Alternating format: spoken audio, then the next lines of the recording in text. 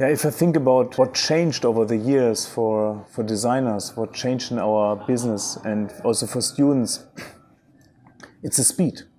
Like when we were creating our cars with tape drawings and with pastel and renderings and clay models, everything took longer, took much longer. And nowadays, the designers are creating their own vision in a computer, and you can create very quickly your car, and you can create a lot of proposals and a lot of versions of that car in a short time.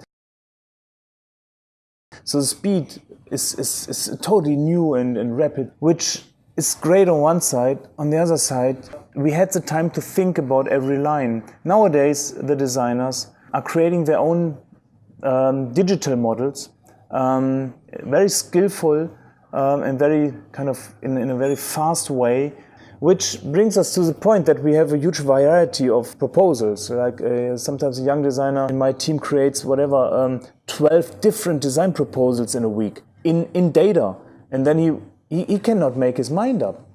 But all of them are kind of partly interesting and partly like, oh, I would have wished he spent more time in one design executing it. So I see there is this amount of possibilities, but the problem to pick or to concentrate on one and to make it really good. It's a bit like in photography. Before the digital photography, like you were really thinking about the composition, you were thinking about the light and everything. So before you kind of press the button. Nowadays you just take hundreds of images and later on you pick the best one. So it's a different process. Sometimes I think we should pay more attention to details and more attention to pick the right one and to develop the right proposal. It becomes a bit random sometimes.